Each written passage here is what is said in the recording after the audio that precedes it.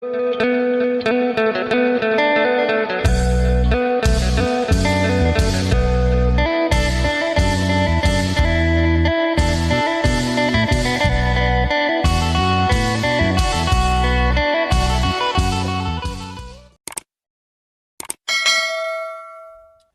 สบายดีและสวัสดีพ่อแม่พี่น้อง FC กันเมื่อสุขูสุคนหัวทางฝั่งลาวทางฝั่งไทยหรือต่างประเทศยินดีต้อนรับเข้าสู่ช่องบาทจะมั่มอีกแล้วทานพระคูณมันคอยปล่อยเอาเนาะพ่อเฒ่า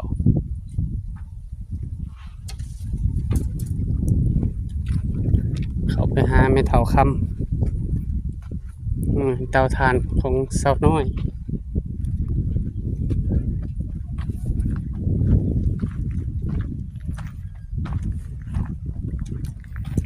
ถ่านสาวน้อยจักรถแล้วสาวน้อยนี่2 รถแล้วบ่พูด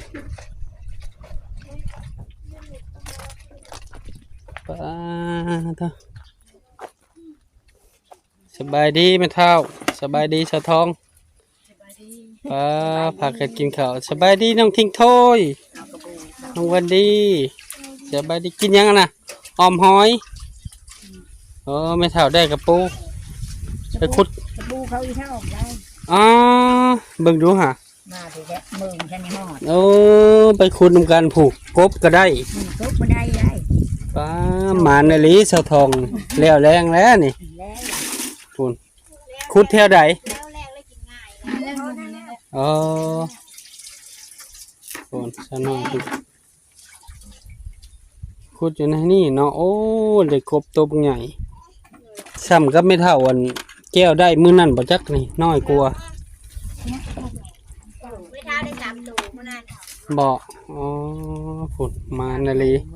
ไม่เท่ากับผู้ไม่เท่าสิบ่ได้บ่ได้เทื่อบ่ได้แต่หอยกับกระปูน่ะกระปูก็ไม่ได้เห็นฮอดหูกระปูก็บ่ได้ป้าเฮ็ดได้สิได้กินบัดนี้แล้วใหญ่คู่ได้หอยขี้นาโนโอ้ยมามื้อละโนกระปูเด้หอยก็มีเฮ็ดชัดแจ๊กก็หานี่แบ่งอันน้ำสะทองเอาให้ 4-5 โตพอได้ผลแม่เฒ่าบ่มาน้ำข้าวเลยเนาะ บ่ได้กินหยอกแม่เฒ่าเว้ยปูมานกับมานเนี่ยมันอยู่น้ำหูกับปูบ่สะทองมันแหย่เข้าไปในหูกับปูเนาะน้ำยาปกอยู่หานพื้นหาน้ำยาน้ำปลายาแล้วคือทงงานปูหอยก็มีโตเมื่อจะหน่อยเป็นวินสาระใหญ่ส่วนเหมือนบ่จะหน่อยเป็นลมอยู่หันอีกพอแห้งอีกอะไรมาขึ้นแล้วก็มึกขนมปลาน้อยมีไม่ทำแล้วก่อนเนี่ยพ่อก็ได้มกมั้งปลาน้อยบ่สบายดีสะทองเทื่อนึงทานเจ้าขวดแล้วบ่ทานน่ะพอตั้งแต่เป็นบ้านทานนะกองใหม่แล้วบ่ยังบ่ทันเต็มจักรถไถจึงเต็ม2-3 รถนี่3 รถไถจึงถมเทื่อนึงมีเฒ่าเพิ่นเห็นลูกหลานกินก็เบิ่งแกใส่ล้อลูกใส่ล้อกินยังหิวเขาโอ้ยเนาะทิ้งถ้วยแซ่บบ่ทิ้งถ้วยแซ่บหลาย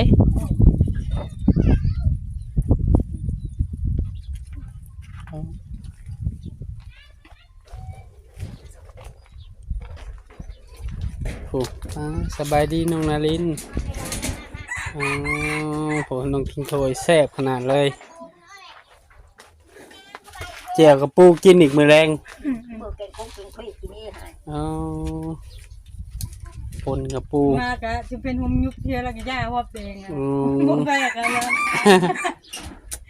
ให้ลูกกินอิ่มก่อนแม่จะกินน้ำหลัง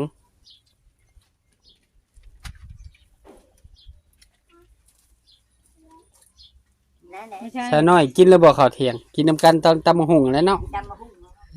ง่ายโดบ่แม่นเที่ยงเนาะมันบ่าย2เลยกินข้าวง่ายโดจำแจ่วกินผู้ละคำผู้ละช้อนเขาไปได้ย่างมาแล้วโถเอามัน เห็นบ่อนกองพื้นจะไม่เท่าทมให้แล้วเช้านี่กับแม่นาทมให้แล้วแล้วล่ะ คันจักมุงสิเมื่อเลยบอกเด้อ ยันในมือโดมนี่ บ่ได้เมื่อบ่ มืออื่นไปโบสถ์ โอ้มื้ออื่นไปโบสถ์นอนอยู่พี่ นอนที่ว่ามันมากไม่ได้ เยอะมือบ่ายขี้ดินมันก็ติดมือแล้ว โอ้ยดื้อเฮ้ยแอบเก็บมะขลาดอกขลามาให้กูแล้วกินดอก เฮ้ยเจ็บอยู่อันท่านตะน้อยอันเจ้าให้ไป2-3ดอก เก็บบ่ได้พูดยากคือเขาให้กินขลาเก็บมะขลาดอกขลามาให้กูเลยมันมาจบ ตอนแรงผมบ่จูดไม่เท่า เขายันนี่จู่จะมืออื่น มื้ออื่นพุ่นเนาะมื้ออื่นก็เจ้ามาพุ่นแหล้วเนาะ ทุกแนวมาไปแล้ว มาแต่โบสถ์พุ่นแหล้ว มาจะโบสถ์แล้วอยู่แบบ เช้านี่คือว่าหนาวแห้งบัดช่วยๆมาเลยเพิ่นว่า หนาวใช่เช้า ฮ้อนคัก น้องไว้จะพาน้องล้มเด้อเด้อ ไป เอ้ยน้ำจะพออีกนะลูกแม่ แม่เฒ่าเพิ่นก็ไปหากินอีกแหละเราบ่ได้อยู่เนาะเราบ่ได้อยู่ละล่ะเนาะ เราเคยไป อยู่บ้านก็แล้วไปซี่บ่ เคยไปอยู่บ้านเราเคยไปตรงนี้เด้พักแต่วันพระวันศีล อ๋อ อยู่บ้านเจอแล้วมีโหยมีเบียงแล้วแห้งไปแล้ว เห็นแล้วข่อยไปแล้ว บ้านจอมหาด บ้านเวียงจอมหาด เฮ้ยนี่อยู่บ้านบ้านนี้ถามลูกมาหากินกันเลย ว่าอยู่เนี้ยอยู่บ้านไปตลอด อยู่พุ่นน่ะม่วนได้เป็นตำม่วนเนาะหากินแบบธรรมชาติเนาะ โม้นะฮะธรรมชาติกลับมาแล้วกับไผ่ไปว่านปลา ทำไมลายคือบ่ได้ตัดเผาเขาห้ามบ่ ไปดูมันเจอ อยู่แถวบ้านเวียงจอมหาดไม่หาลายเด้ ลายพวกนี้มันเล็กแต่เขาผ่าให้พูดหน้าพูดกับขาย ไปโอ้โห อ๋อ เขาไม้ น้ำมาเย็นเนาะแถวครัวเนาะแถวครัวจมนะใสขนาดเลย โคจมนะแม่นั่นว่ามือทั้งเชบ้านเฮานี่นะว่าหรือว่า มันครัวจมเด้ เลือว่าจะทำ อยู่ในป้ายครัวจมอะ แม่มันเป็น เจ๊เด้อเจ๊ ทั้งเชบ้านเฮานี่แล้วโคจมนั่น เจ๊เด้อไปได้เจ๊บ้านเฮา บัดยามพ้นนี่ไปบ่ได้แม่นบ่ ก็ไปทั้งเสื้อรถเอารถไทยเด้รถ บ้านเฮาได้ เมื่อไร โบแล้วฉันแห้งแล้วบ้านนี้ ครัวก็มีบ่ นี่ ยามพ้นแล้วไปทางครัวบ่ ไปทั้งโคอู่คนเขาไปได้ โอ้ โคอู่บ้านบุญเลยเด้ ครัวอู่บ้านเบิงเออ อันนี้นั่นรถใหญ่กะมาจอดที่ท่านี่โดยสารดี โอ้ ได้จอดอยู่พระแฮมเช่พระเช่พระนี้ เขาขี่เหือข้าม ที่เธอครับ เออ มันทำน้ำลายเองทำยาก ขี่เหือข้ามติ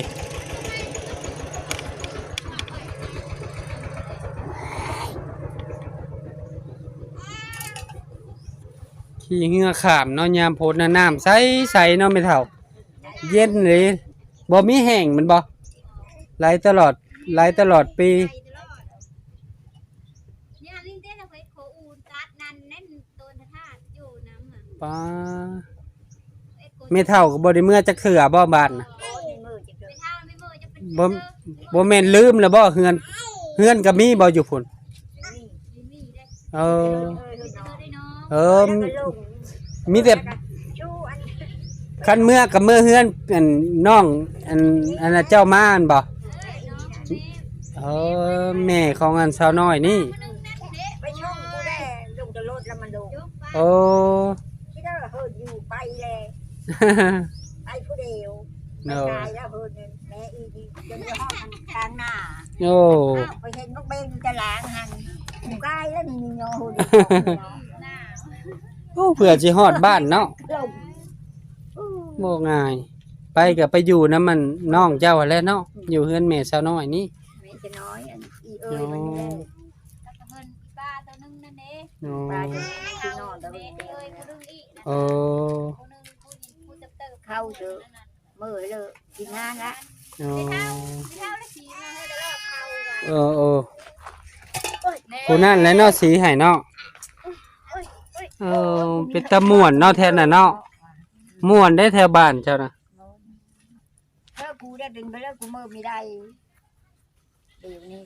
ที่ง้อมือดำลูกตา จักสิหายังกินเนาะไม่เฒ่ามื้อแรงนี่ จักเลย สิลองไปสิดเบ็ดเบิ่งก่อน ไปแม่ไปคุยเบ็ดนั่น ไปสิดเบ็ดลองเบิ่งก่อน พอได้กินแรง เพราะมันแดดนะไปขุดขี้กระเดือนเลยสิไปสิดเบ็ดลองเบิ่ง ไปเดาคนใหม่ผู้เดียวได้กินเพื่อได้ชงคืนนะชงแห้งอยู่ เออกินหยังบ่แซ่บบ่ไม่เฒ่า มีแค่กินกัน เออขึ้นฮอดอยู่พี่แล้วทึนทันอยู่เนาะไผก็มาเต็มเฮือนนั่นพ่อเฒ่าคุณมันเย็นไผก็อยากนั่ง มันห่มแน่ไม่เฒ่าเอ้ย ไปเบิ่งงานได้กินไปเมื่อกี้ เพิ่นสะทองพากันไปเลย ได้กินไปกินน้ำเขาใช่ได้ บ๊ายบายทิ้งถ้วยบ๊ายบายบ๊ายบาย ไปแล้วได้กบ2 ตัวเมื่อแล้วสะทองเลี้ยงลูกเพื่อสิใหญ่เนาะให้ลูกกินก่อนนะผมเป็นแม่ ป้าลูกนี่ก็ลูก หลายคนก็จะคน6 คน7 คนทั้งผู้หนึ่งลูกสะทองเสียผู้หนึ่ง7 คนป้าโต ที่จะมีเทให้กระเด็บหยาบ ปูหน้า เป็นตาอยู่บ้านเจ้าเนาะสบายดีแม่น้องโตโน่มานั่งแอนนั่งลมพ่อไม่เฒ่าบ่เหงาพ่อแม่พี่น้องเลยพ่อให้กำลังใจเพิ่นอยู่ผู้เดียวก็ อย่าบายอย่าบายอยู่ผู้เดียวก็บ่กินข้าวฮอด2 คืนแหละบ่ได้กินข้าวฮอด2 คืนแหละเพิ่นว่า ไปเจอเจ้าพี่กินคืนนี้กะอยู่ผู้เดียวอยู่ผู้เดียวนั่นกับมีเยอะได้ย่า อยู่พี่บ่าวจะมั่มก็สิลองไปตกปลาลองเบิ่งถ้าได้ก็สิมาเฮ็ดลาบปูลาบปลาสู่กินแม่เฒ่าเอ้ยก็สิคันบ่ได้อีหลีก็สิไปตึกอยู่หน้องนาบ่าวคือเก่าคันตึกหน้องนาบ่าวแล้วให้ตึกนาบ่าวอยู่ใกล้ๆนี่เพิ่นก็อยากเฮ็ดช่อง YouTube แน่อันน้าสาวเพิ่นเดี๋ยวบ่าวจะมั่มก็สิตั้งให้เชื่อนแม่บุญยู่เพิ่นเป็นนักร้องเก่าและเพิ่นเป็นหมอลำเก่าน้าสาวเมียบ่ตึงนั่นแหละหาของกินให้แม่เฒ่าสู่แม่เฒ่ากินได้ปากได้ล้มก็ซื่นไปเนาะแม่เฒ่าเนาะได้ปากได้เว้ากับลูกกับหลานเลยซื่นไป ใช่แด้ เพราะมันลุกกว่าทานค่ะ มอคอยมันออก จะก็ปึ้งอยู่ได้เนี่ยทั่วปองใหญ่เลยแหละ จะรู้มือแล้วก็ได้ไข่แล้วก็อัดตูแล้วก็นอน เออ ต้องกินข้าวรับก็ไม่รับปานมือชื่อนั่นขึ้นว่าเนี่ยขึ้นว่านี่แหละเคยทำโอ้ยผู้กินเพื่อนมีชื่อว่านี่ผู้เจ้าชื่อไม่เงินกินดอกเนี่ยผู้10,000ปลาขาวปลาแกงปลาได้กะเจ้าอยู่นี่นี่ บ่ เอา มีแถวพัน ขึ้นเจ้าคงขึ้นที่ผู้ยื่นมาเจอผู้ได้ปลา เฮ้ยมีเอาไหม โอ้ผู้ยืนที่นี่เนาะปลาที่ชื่อได้ปลาเลย ชื่อเลขป้าชื่อหวยแม่เฒ่า 10,000 ผู้10,000โล 20,000 40 บาทพ่อแม่พี่น้อง ปลาแกง แม่เฒ่าเพิ่นลองซื้อหวยเพิ่นพันได้ปลา มันออกเลขสิง ปลาก็เอาเลขทิ้ง คนอื่นคนอื่น ศูนย์หา มีพันได้ผู้ได้พันแบบมีพันนี่ทุกเกินพันมีสิเงิน แต่ยังงูจ้ะ พันสิเงินพันนี่แหละคือเรา แต่ยังงูปีมกปีใจแล้วแม่เฒ่าซื่นบ้านมาอยู่พี่มาอยู่พี่แม่เฒ่าคือว่าซื่นเนาะหลายคนเนาะแม่เฒ่าเนาะ อยู่บนมีแต่ผู้เดียว ผู้เดียวจักสิไปล้มกับไผ ไปแล้วลูกยาหันกับฮับรัดตาพื้น นั่นเลยครับเป็นห่วงเจ้าเป็นหันเป็นหนีกลางค่ำกลางคืนเด้เห็นอะไรสิโทรหาไผญาติและลูกหลานก็บ่ได้อยู่ คิดโทรได้โทรกับโบเป็น โทรก็บ่เป็น เจ้าอยู่ชีวิตจะไม่จุ้งโถมัน เฮาว่าเจ้าอยู่ผู้เดียวนี่เป็นห่วงเที่ยวแต่ไปจอกก็ได้แม่เฒ่าเฮาสิไปหับไปส่ง ไปอันนั้นบ้านแมวข้างนอกอีก๊อกมาละมือกระจำเจ็บบ่ได้อะค่ะ อ๋อ กินยาแล้วก็เจ็บคนนี้แล้วบัด โดยชื่นในแม่เฒ่าเพิ่นชื่นเพิ่นมานี่เพิ่นชื่นแนมเบิ่งหน้าเพิ่น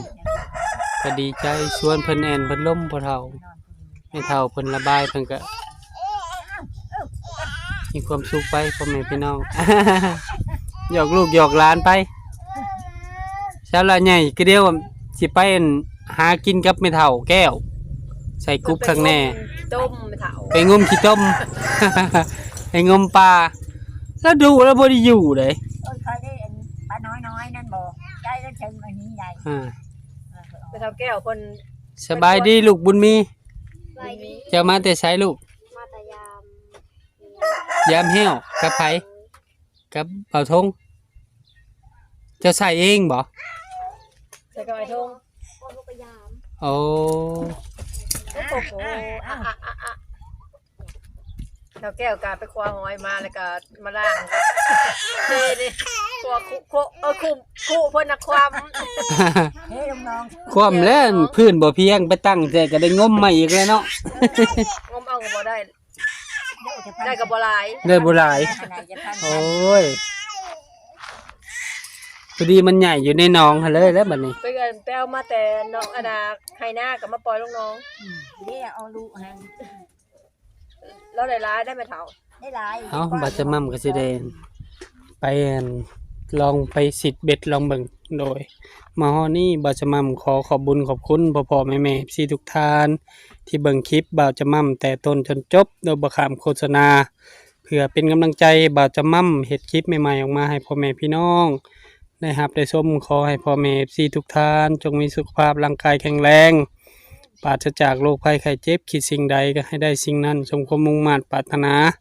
ทำมาค้าขายซื้อได้ขายมานเฮ็ดธุรกิจอันใดประสบผลสำเร็จ ในหน้าที่การงานไปใส่มาใส่ก็ตลอดปลอดภัยเด้อพ่อแม่พี่ทุกท่าน โดยฝากพ่อแม่เป็นกำลังใจให้แม่เฒ่าค่ำสาวน้อยแม่น้องโตโน่นี่เด้อแล้วก็น้องบุญมีลูกบุญมีเพิ่นโดยคนอยู่ในที่นี้ละหมดทุกคนเนาะโดยฝากเป็นกำลังใจให้ครอบครัวบ่าวจะมั่มนี่เด้อกดติดตามบ่าวจะมั่มกดไลค์กดแชร์อย่าลืมกดกระดิ่งเพื่อบ่พลาดคลิปใหม่ๆของบ่าวจะมั่มบ่าวจะมั่มกับแม่เฒ่าสาวลาใหญ่ก็สิได้ขอตัวลาพ่อแม่พี่น้องไปก่อน เจอกันคลิปหน้าสบายดีเด้อลูกบุญมี ไปดี สบายดีไหมเท้าอยู่ดีมีแห้งเพิ่นมานี่เพิ่นกระซืนได้ลมกับลูกกับหลาน หาแนวกินสู่ไม่เท่ากินก่อนมื้อแรงนี่จักสิหมานหรือบ่หมานไปลองเบิ่งก่อนไม่เท่า เดี๋ยวมาได้ให้ปลามาลาพี่เด้อ